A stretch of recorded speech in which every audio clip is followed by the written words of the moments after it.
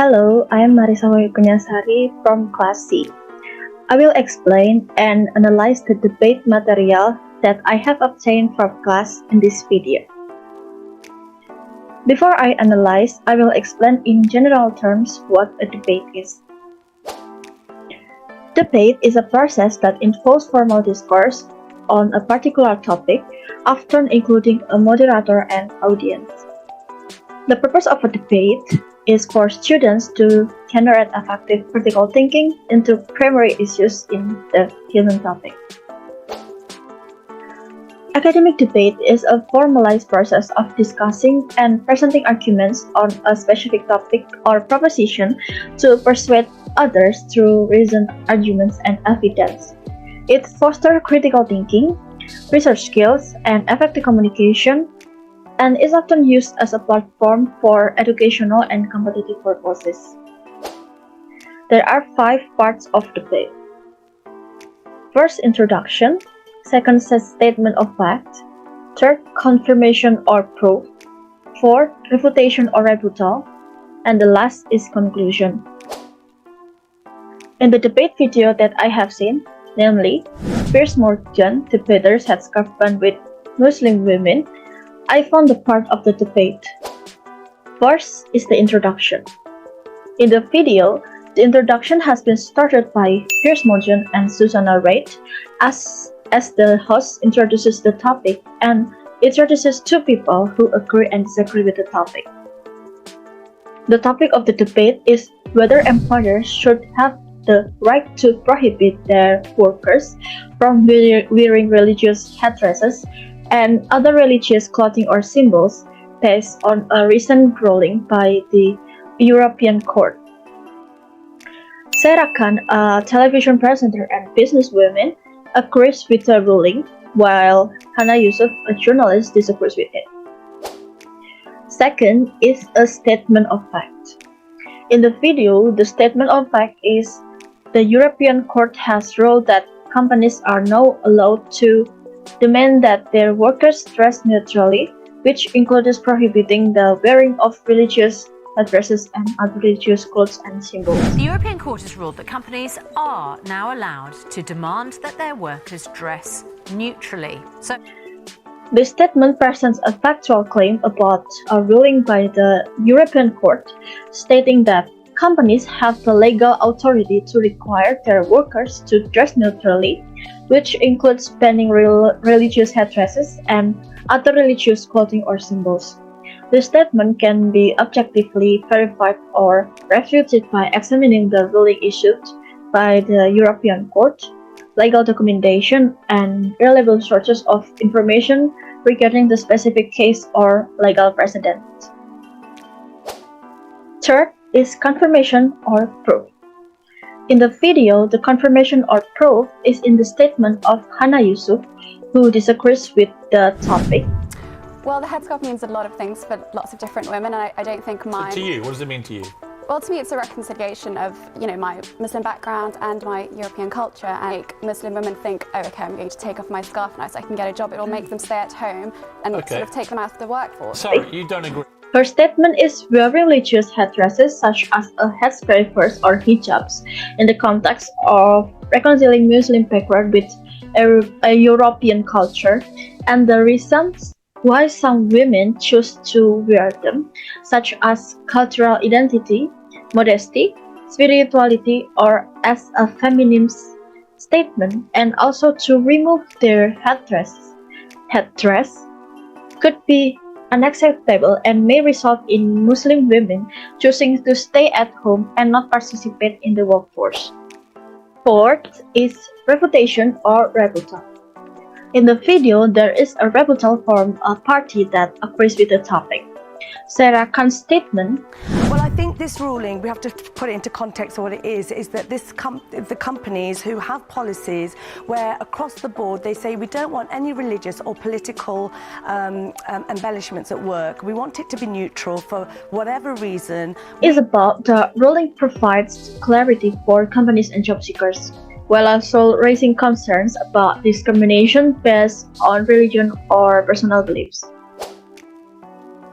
Last is conclusion. In the video, I think there is no conclusion and it's only ended by the word thank you by the boss. Thing. Syra, thank you very much indeed. If you're the one wearing the scarf, isn't it? Alright, we move on to basic components of debate. The basic components of a debate are the main parts that make up a debate discussion that include 1. Participant. In the video, there are two sides of the participants who affirmative the topic, Sarah Khan, and opposite the topic, Hannah Yusuf. 2. Proposition. Topics in debate are called by special names, proposition or resolution.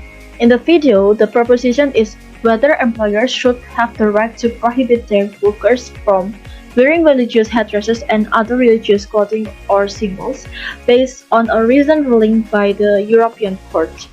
And I think this topic falls under proposition of policy. Next is the basic element of the debate.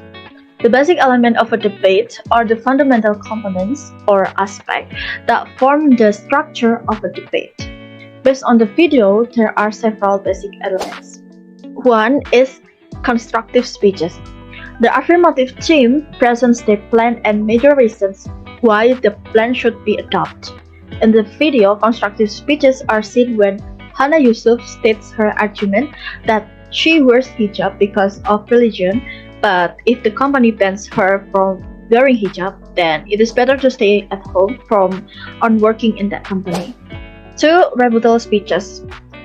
These speeches must be devoted to refutation and rebuttal of the arguments presented in the constructive speeches.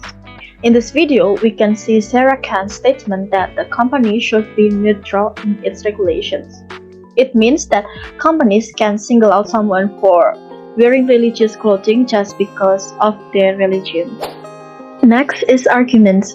Before we analyze the argument on this video, what is argument? Arguments are claims backed by a reason that is supported by evidence. The second question is why argue? First is fundamentally is by stimulating process or reward and punishment. Second, to clarify thinking as individuals or help individuals and group learn about the issues. And the third is to explain or defend action or belief or help individuals and group reasoning or scrutiny. Every argument has 4 essential elements. First is a thesis statement. Thesis statement is a claim, a proposition to be supported, which deals with a matter of probability, not a fact or a matter of opinion. Second, an audience to be convinced of the thesis statement. Third is exigence, is the need to make an argument at a certain time, in a circumstance, or for a purpose. 4 is grounds, reasons, or as they are sometimes formally called, premises that support the thesis. In the video, I found several of arguments. First, arguments by Hannah Yusuf, who rejected the statement of fact of the rule banning religious attributes in the workplace. Her argument is because, the hair is a very private part for some women, and I think asking someone to reveal something that's private is quite unacceptable. And this isn't going to make Muslim women think, oh, okay, I'm going to take off my scarf now so I can get a job. It will make them stay at home and sort of take them out of the workforce. All religions, but let's be honest, that this will disproportionately affect Muslim women. And I do agree that it does provide clarity for employers to decide who they want in their work, but I don't think Muslim women have that. What about women who are choice. not? Well, no, I wouldn't, and I think it sends a message that Muslim women can't be in the workforce if they want to be follow their religion. So you would leave your job rather than comply with that? And a French MP, the French elections are coming up. He took the ruling as an endorsement of, he supports Marine Le Pen's Front National. Right, Marine Le Pen's laughing her head off. He took it as an endorsement of, the Front National. He said even the ECJ is voting. Okay. I just don't know why anybody would look at Hannah. second, arguments by Sarah Khan, who accept the statement of fact of the rule banning religious attributes in the workplace. Her argument is Sorry, you don't agree. Why? Well, I think this ruling, we have to put it into context of what it is that the companies who have policies where across the board they say we don't want any religious or political embellishments at work. We want it to be neutral for whatever reason. We feel that, you know, we want to stick to that. And the reason it went to court is because two Muslim women who wore the headscarf took the companies to court, and this is a ruling as a result of that. Now, I think in the workplace, I think actually this is a common sense for companies, because we now know where they stand with their policies, but also for if I'm looking for a job, if I know that a company won't accept certain things that I'm really proud of, then I just won't apply to that company. You would be offended. So I think it's made it quite clear. But how would you feel? No. It's not about a feeling, this is about a ruling, and if you cannot single out a person for wearing a religious outfit just because of their religion. Hang on. No, hold on. Hang on. A company cannot. High-profile cases where religious dress cases have been taken to the European Courts of Human Rights, and what this ruling actually stops is that kind of suing to take place. Can companies stop people wearing poppies on television? It depends on the company. Do you think they should? It depends on the company. Do you think they should be allowed to? My personal opinion is if you... Look, I run a company and I would not enforce that kind of ruling. I actually look at skills, I look at talent, and I look at my bottom line. Should any company in Britain... Next is element of the argument that I found in the video based on the several arguments that I showed before are 1. Thesis statement. The ruling allowing employers to ban religious headdresses in the workplace might have negative consequences, as it legitimizes intolerant views and promotes discrimination. 2. Audience. These arguments may appeal to individuals who are concerned about promoting equality, maintaining a professional work environment, adhering to company policies, avoiding conflicts or tensions, and ensuring workplace safety or security. 3 is exigence.